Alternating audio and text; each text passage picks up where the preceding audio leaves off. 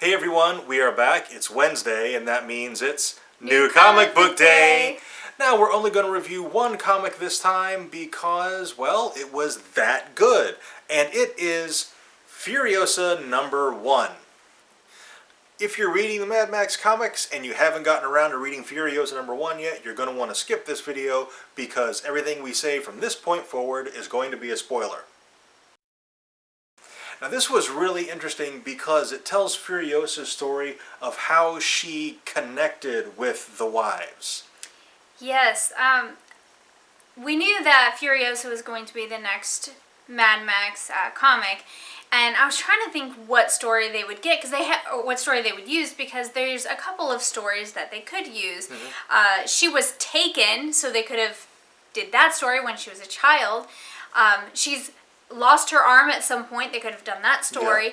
And then the wives, she rescues the wives, but she drives the war rig. So how did she get in a position to build a relationship? Yeah, to build a relationship, to even know that she should rescue them. Yeah, and that's what this entire comic is about. Is her, at first she's just assigned to guard them, and she's kind of just listening to them talk. And at first they don't really get along very well. And eventually, of course, the conflict does get basically to blows, mm-hmm. pretty much. But once they get all of that resolved, she understands where they're coming from a little more. Because at first, she kind of thinks they're spoiled. She lives in a world where she doesn't know when she's going to eat again. She doesn't know when she's going to have water again. She's not free. And to her eyes, they are completely spoiled. They have all of these things, and they take them for granted in her eyes that she doesn't have. And the reason she thinks they're so spoiled is because she used to be a wife, or at least they're kind of implying, the other wives kind of guess. They're like, oh, you used to be a wife. But she never actually verifies that. She never says, yes, I did. So it's kind of just implied. It would make sense since she does end up rescuing them. She lived that. She kind of understands where they're coming from. So. And at first she probably resents them a little bit, which is why she is so hostile. But then, I think she remembers that, what she went through, and it wasn't necessarily better than what her life is now. Yeah, I think it's probably when she's away from the situation, she's probably been away from the situation for a very long time. And so she's probably forgotten all the bad that was associated with that time period. Mm-hmm. It seems like Immortan gets them when they're children. And from the Immortan Joe comic, they only have 3 pregnancy shots before they're gone. So, if somebody's pretty fertile, they're out of there in their, probably before they're 18 or by the time they're 18. Because it seems like as soon as they're ovulating, all right, now you're, it's time to have some babies. You're of breeding age. So she was probably very young when she was kicked out of the wife club.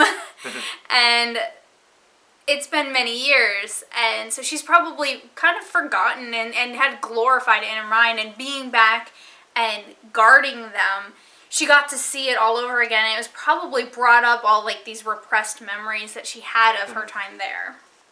And just my imagination was running wild as I'm reading this comic, because finding out that she likely used to be a wife, and she mentioned in the movie that she tried to escape a few times, and she even mentioned in the comic, I think, once that she tried to escape.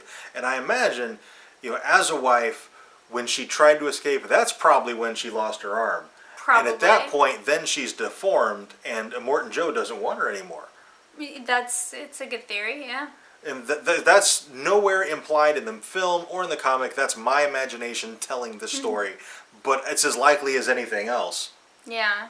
And she has said before that when she was captured as a child, so it would make sense. It like I said, it seems like he captures them right before they come to bloom, and then he just kind of holds them in preparation for ovulation, and then that's when he starts raping them so that he can have his children. Yeah.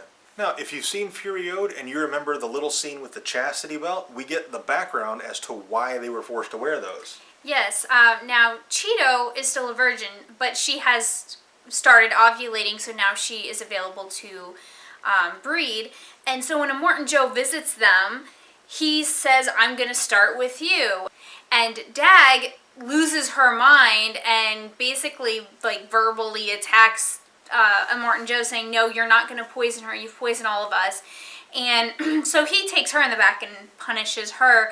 And then, like, it seems like the next day they get the chastity belts. And that's their punishment for rebelling. Yeah. And the whole comic is told basically in the past tense from a historian.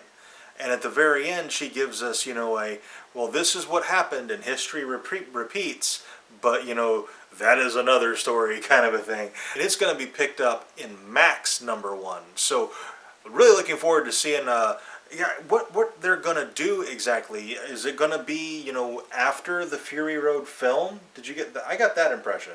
That Possibly, Max #1 is going to be after Fury Road. Okay, if you have read Furiosa #1, let us know what you thought about it in the comments.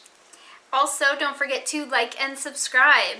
And on Fridays, we do a topic of the week video, and we always need topics for those. So if you have a suggestion for that, put that down in the comments below, and we will look through all of them, choose the one we think we can make the best video for, and that's the one we will post on Friday.